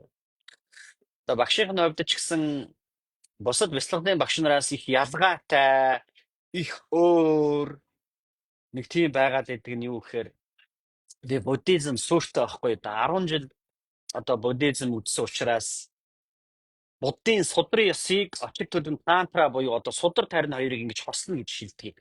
Хослуулж, бясалгаж, хослуулж бас ярьж одоо явдаг гэх юм уу. Түүгээрээ их ялгаатай. Маш их ялгаатай байна да багшийн хувьд. За тэгээ хамгийн гол юм бол багшиг шүтэх ёс шүү дээ. Манайхан маш олон улсууд бол та нар бясалгал сонирхдгийн тэгээд хамгийн том алддаг зүйл бол та нарын маань одоо багчийг шүтэх ёс бол энэ дээр маш их алдаа гаргадаг юм аа. За би ч одоо анхан шатны бяцлагаач нартай нэг 4-5 сар бас жоохон ноцогддог юм. За тэгээд дунд шат руу орно. Дунд шатанда бяцлагын нэлээд сайн давтуулж агаад гүнзгий шат гэж орж ирдэг юм миний бяцлаг руу. За гүнзгий шат гэж орж ирэхэд би гүр йогийн бяцлагтаа заадаг. А ламан чодын тэд гэж ном байдаг байхгүй юу? Багшиг тахуун нэг хөтөлбөр гээд их том юм зузаан ном байна л да. За тийм гайхамшигтай ном байдаг. За тэр бяцлаганд бол тэр чигээрээ өвц. Багшууд ямар гайхамшиг юм бэ? Багшаар дамжиж одоо гэгэрд юм байна. Багшууд хамгийн чухал юм байна гэдгийг болоод тэр номон дээр бүр жинхэнэ утгаар нь одоо бүр ингээд одоо заасан байдаг. Тэр номыг үзсэн хүн бол одоо үнэхээр юм багшигаа шүтэн, багшийг ойлгоно, багшийг хүндлэн шүтэн үнэхээр гайхамшиг багхгүй юу. За тэр номыг бол би гүнзгий шатандаа бол бүтэн жид хөтэлдэг заадаг аа. За ингээд зааж байхад маш их өвс ажил ингээд явдаг аа. За энэ өвсийг бол сонор дамжлагын өвс гэж хэлдэг.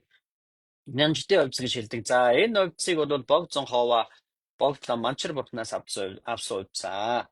За энэ өвсийг бол миний би бас заадаг гэж ойлгож байна. Одоо богдлами. Одоо намайг бол үгүй та ч одоо аль чиглэлийн үе юм бэ? Он батамжнаа бурхан юм уу гэхээр богдламыг яриад байх юм ингээд.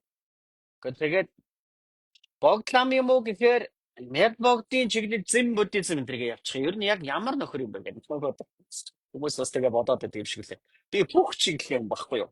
Бүх чиглэл гэдэг чинь нэг чиглэл багхгүй да. Цаана яг нэг 10 хүнгээ байшингийн араар гүгээ цаанаа ингээ тэрвэрлдээ дуулчих бодно шүү дээ.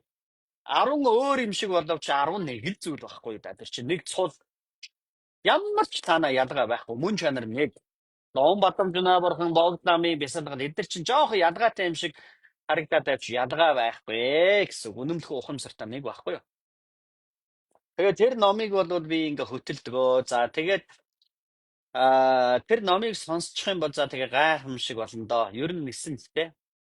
Одоо би баг жил шахуу хөтэлж байна да. Жил шахуу хөтэлж байна хэсэг нэлээ хэсэг үлэг болсоо одоо бид нар маань одоо сонсоод их гоё болж байна. За ер нь бол одоо та нарын маань алдаа ердөөсөө л энэ багхгүй юу. Бясалгал гэдэг чи юу юм бэ гэхээр таныг гэгэрүүлэх гэдэг нь шүү дээ. Та гэхдээ чиний хүчээр гэгэрэх гэдэг байгаа юм. Багшийн хүчээр гэгэрэх гэдэг байгаа байхгүй да. Багш нь таныг гэгэрүүлдэг болохоос биш. Та гэгэрчдэг юм бас биш. Одоо энэ лом бадамжнаа бурхны зогчин бяцлагын дээр гээд агшин зур гэгэрүүлнэ гэдэг нь шүү дээ. Эдгээр чинь та агшин зур өөрөө гэгэрч гэдэг юм биш. Таныг багш бурхад агшин зур гэгэрүүлэх гэдэг байгаа байхгүй юу. Дотоод ингээд нэг тийм нэгдэлтэй гүр йогийн бяцлал гэдэг чинь багштай нэгдэг бяцлал байхгүй юу. Яг өөрийнхөө ухамсарыг багштайгаа нэг байна гэж санан бясалгах гэсэн үг. Тэгээд дотооддоо бурхны хүч яг оршиж байна. Хамгийн хүндэлдэг багш маань миний дотор байна. Би өөрөө миний хамгийн хүндэлдэг хайрладаг хүн чинь би өөрөө юм байна шүү гэдэг мэдрэмж рүү орж буусаж орж ирдэг гэсэн үг байхгүй юу. Тэгээ яах нь вэ? Өөрийгөө хайрлж, өөрийгөө хүлээж авч, өөрийгөө яг бурхан мэтээр мэдэрдэг гэсэн үг. Яг багшигаа өөрийгөө яг багш минь юм байна гэж мэдэрдэг гэсэн үг байхгүй юу? Маш хүчтэй. Багш бол тэгэл гайхамшиг шүү дээ. За тэгээ манай монголчууд бол багшигаа их дээддэг тийм ард түмэндээ.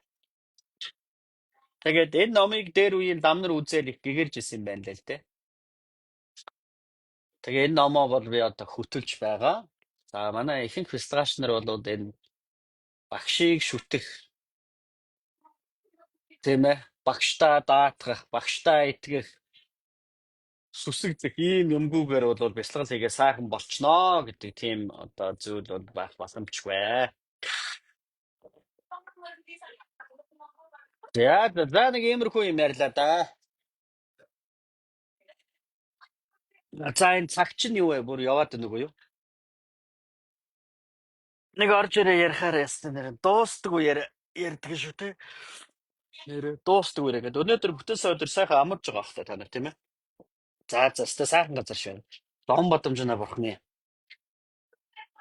бяцлал бүтээл хийжсэн газар ер нь гэгэрсэн агууд гэдэг нь тэгээд яг сайн мэдхгүй юм да тийм ээ. Дээдийн мэдлэгтэй дагин сууд ямар үүрэгтэй мөн чанартай байдаг вэ гэж чинь. Хамаг хэмтний тусын тулд оршин тогтног өө гэж чинь.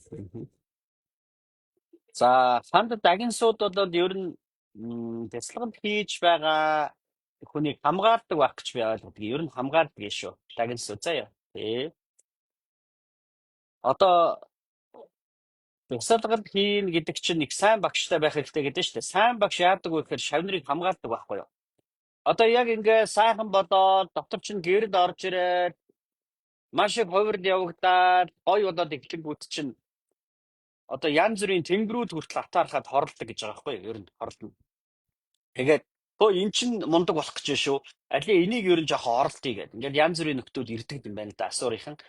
Тэгэхээр одоо шулам сууд гэх юм уу янз бүрийн дүдүүд ирдэг гэсэн үг. Тэдрээс бол ханд дагинсууд маш их хамгаалдаг гэсэн үг. Маш их хамгаална. За багшийн хамгаалалт гэдэг нь ханд дагинсын хамгаалт юм гэсэн үг. Одоо хажид бурхтын хамгаалт ч юм уу те. За энэ бурхтын маш хүчтэй юм хамгаалтанд дор багшийн маш хүчтэй хамгаалтанд дор явж ээж бас хүн ер нь бол дотоод нь хүчтэй хувирлд явагддаг гэсэн үг. Тэгэхгүй бол ер нь ингээ адаг дуулчих гад байдаг гэсэн үг байхгүй. Багшгүйгээр бол тэгээд боломжгүй байгаа хэвээр тий. Тэгээ хамгаалалтгүй болохоор чинь бас багшийн хүч ажилладаг болохоор дотор нь хүчтэй хувирд явагдахгүй. Үнэхээр хүчтэй багштай болоод хувирд явагдвал яг батны сахиус дагинсууд ирж ингээ хамгаална гэсэн үг. Тийм байна да. За тэгээд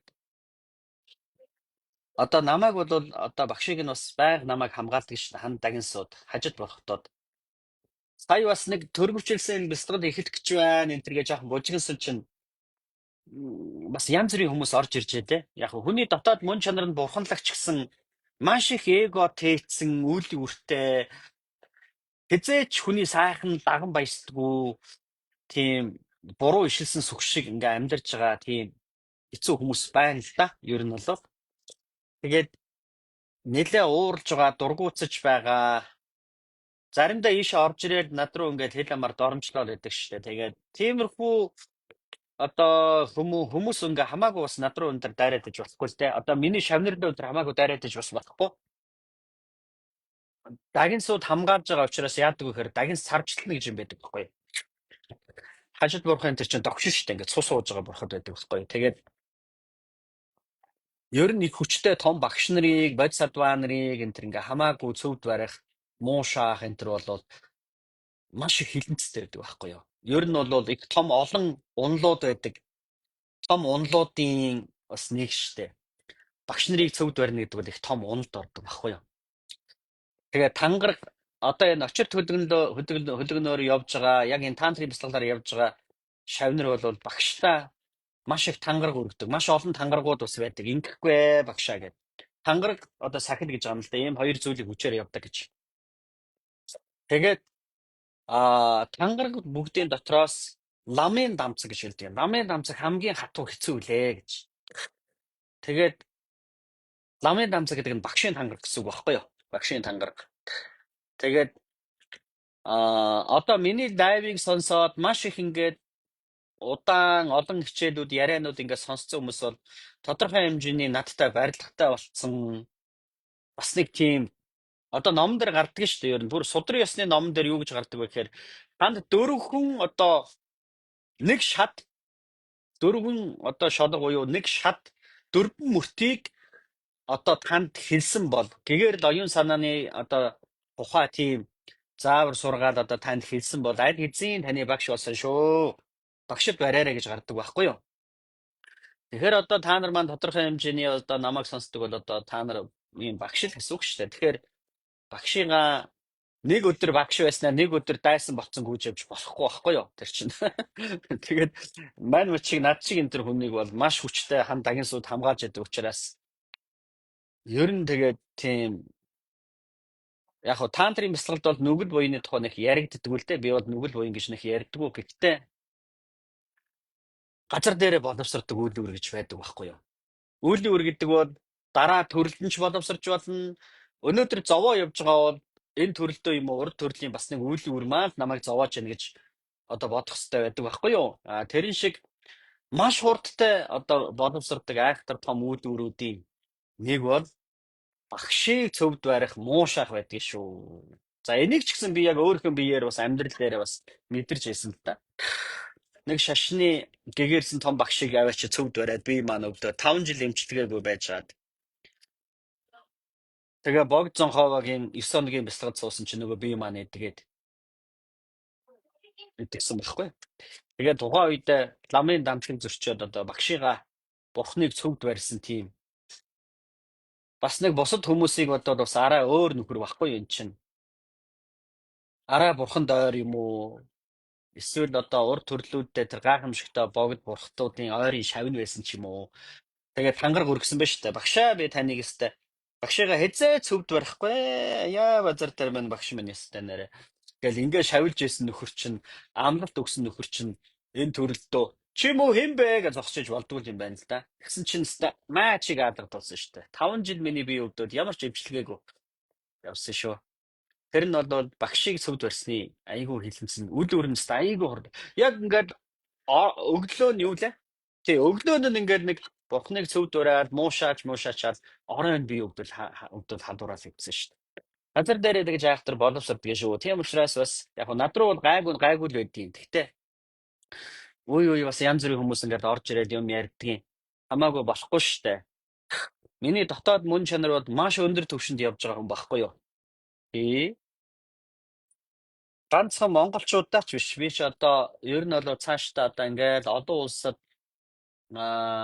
дэлхийн хүн бүхэн л адилхан юм чинь бас туслах бодолтой ингээд явж байгаа. Энд Непалд бол олон хэд орнуудаар явдаг. Би энэ хийдүүдийг ингээд ороод ажилладаг штэ. Шууд ингээд ороо сайхан бяцлахад дээрээс бурхад бууж ирэл тэр хийдийг ингээд 10 найдаад ажиллаад ингээд явж байгаа л да. Тэгээд бас их олон хүнд энэ төр туслах гэдэг штэ. Цаагаараа болоо. Тэгэхээр одоо хүнд нөлөөлж байгаа бас багшийг энэ төр хамаагүй уруугаар бодох.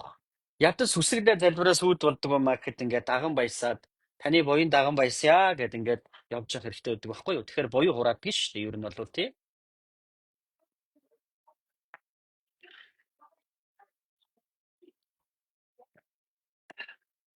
Намайг энэ төр янз бүрээр дайраад байгаа ганц нэг хүмүүс байдаг. Тэгээ би сахиуснууд залбирдаг. Сахиуснууд минь ээ хажид бурхан минь ээ. Амь насын битгий бүрлэгчээрээ. Битгий хамаагүй хатуу хандаарэ. Монголгүй болоод ингэж яа хөргөж залбирдаг би ингээд залбирдаг л да.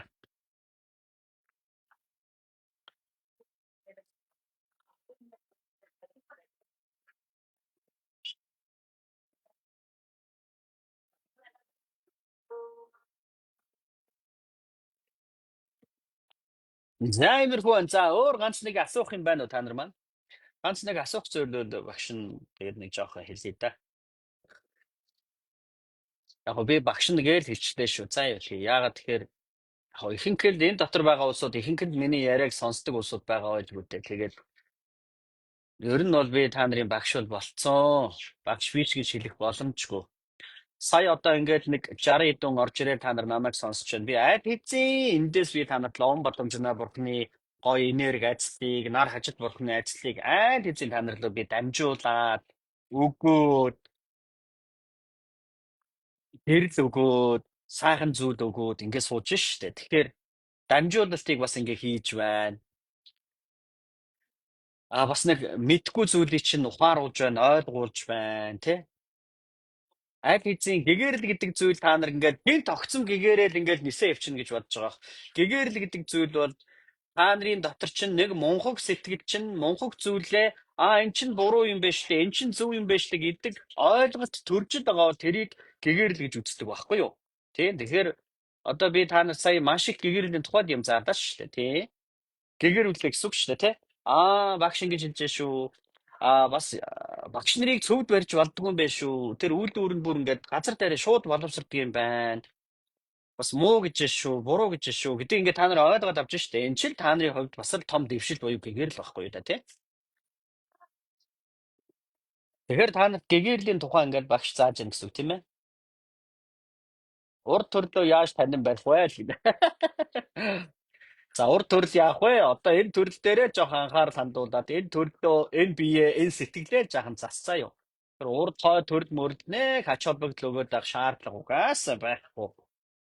Тий. Одоо хүн бодоод төрцөн тэгээ жаахан бяцлал сонирхоод байгаа бол бас сайн хүн байдаг үедээ эн чинь сайн хүн байж та. Урд төрлийн чинь хүн сайнд байна гэсэн үг шүү дээ. Номон дээр тэгж гардаг шүү дээ. Одоо байгаагаа хараад урд төрлийнхөө хүнийг мэдэж болно гэдэг. Одоо бясалгал хийж байгаа тийм ээ оюунлаг, ухаалаг, зөв тийм нэг одоо эрэлчин байгаа гэх юм уу, бясалгал дур сонирхолтой байгаа. Тийм байгаа бол урд төрлийн ч хүн нэлээд сайн хүн байна гэсэн үг шүү дээ. Байсан байна гэсэн үг шүү дээ. Бясалгал хийдэг. Одоо лам ч юм уу нэг тийм сайхан хүн байсан байна гэж.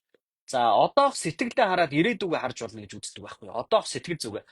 За одоо ингээд сууж байгаад яг өөрийнхөө дотрыг ажиглаад тэгсэн чинь нэг сайхан сүсэглээ. Өө ямар сайхан юм бэ? Ямар сайхан юм ярьдаг юм бэ? Хүмүүс гэгээрээсэ гэл ингээд дотор чинь өрөөгөө нэг тийм сайхан тийм мэдрэмжтэй байх юм бол чиний ирээдүйг сайхан болох гэдэг гэсэн үг байхгүй юу? Харин эсрэгээрээ дандаа ингээд нэг муухай бодол орж ирээ, сөргөлдөөл, үзэн ядаал, за тэрчтэй тэргээл ингээд атаачтай үүсгээл ингээд дотор чинь нэг таагүй муухай тийм одоо нисванс гэж хэлдэг тийм сөрөг мэдрэмжүүд их үүсээд сөрөг талын хандлага дотор чинь маш их байгаа бол ирээдүйг чинь бас нэлээд бүрхэг ирээдүгөө тэгээ одоо цаг дээрээсээ одоо энэ байгаа биеийн дээрээсээ одоо байгаа сэтгэл зүй дээрээсээ ирээдүгөө харж болно тэгэж өнгөрсөн үеийнхээ хүнийг ч гэсэн харж болно гэдэг ба шүү дээ. Тийм үг байдгийн заяа.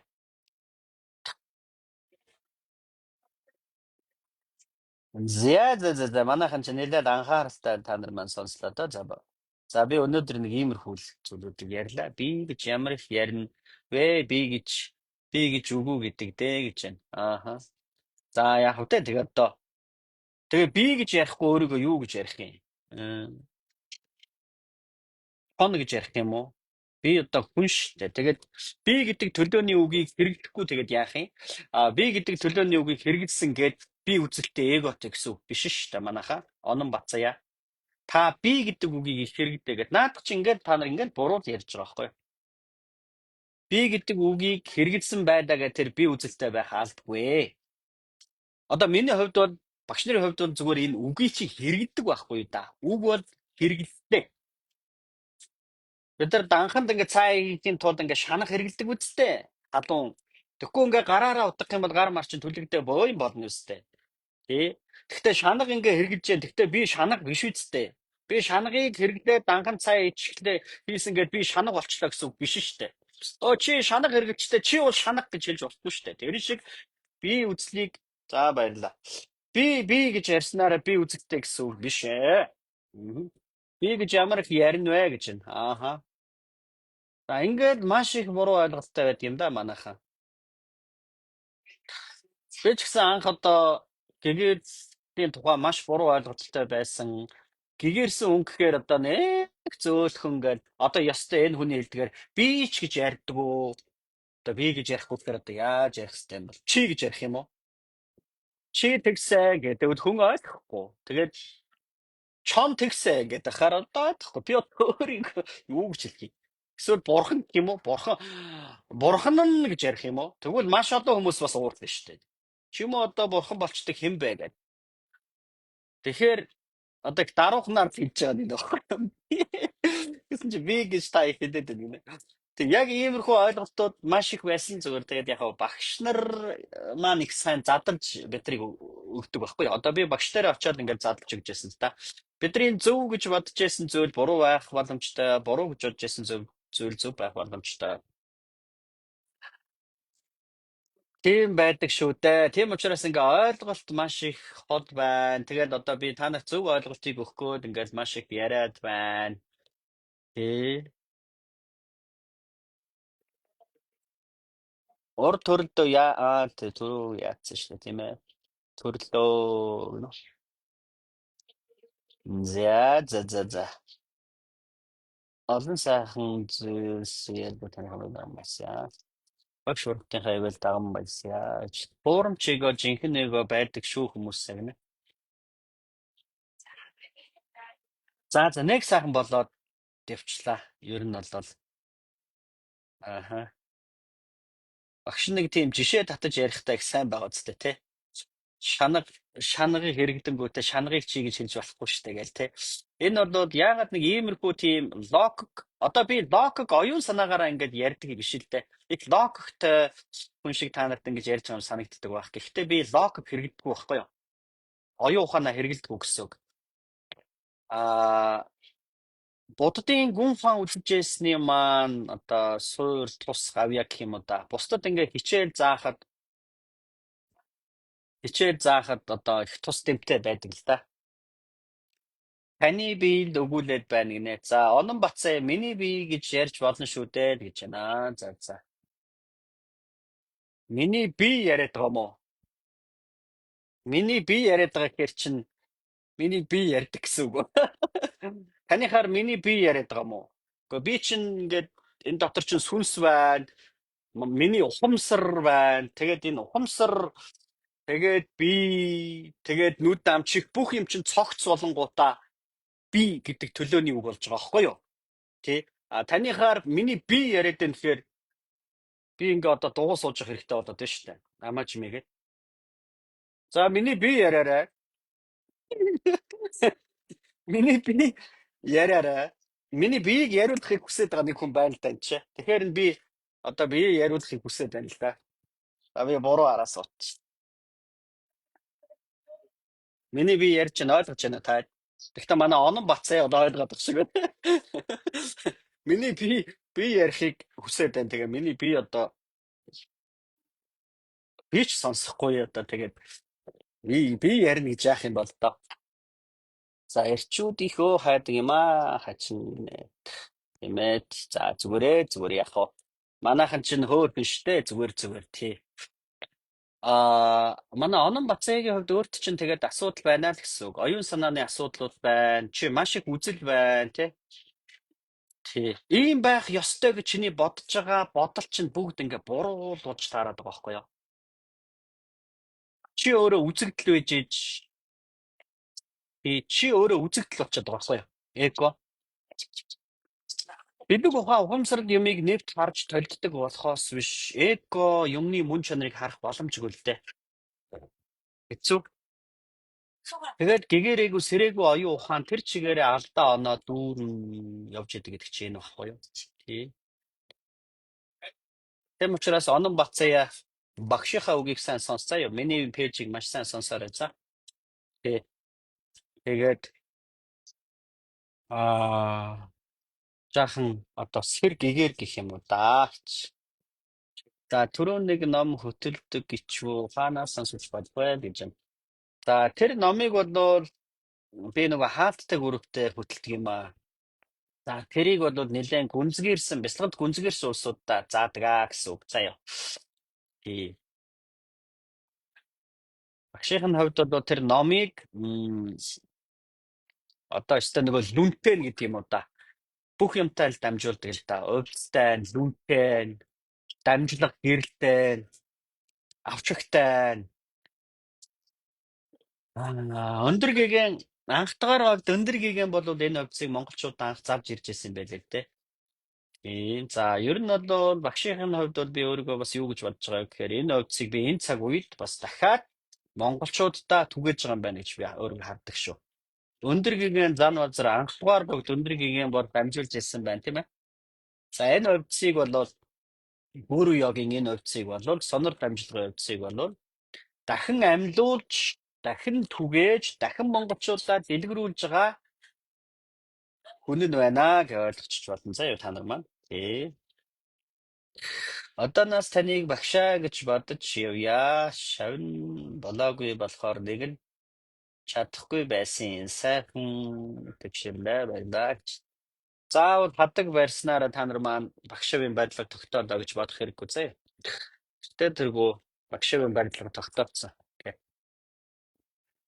Тийм учраас багшаа тэгээ явж байгаа хэрэгтэй. Та нар багшаа гэж бодох тусам л илүү сайн зүрхчин нээгдэж та нар руу юм уурсан шүү дээ, тийм ээ. За ингээ яриага өндөрлөе дөө. Хамар захнаад ах чаа. Хамар захнаад ахаар яадаг гэлээ. Ариг болдог гэлээ. Би ч одоо аригч нэг ууж байгаагүй л дээ. Гэтэ бэлтгэл хийхээс өмнө бас нэлээд пи уудаг байлаа. Пи уудаг 13 жил болцсон байна. Дон Батамжнаа бурхан намайг Дарс марсаар дайлах гэдэг юм болоо гэдэггүй. За өнөөдөр Дон Бодомжиндаа бурхантай нийлж нэг хундаг дарс туулгадаг юм уу да. За баяртай бүгдээрэнд амжилт хүсье.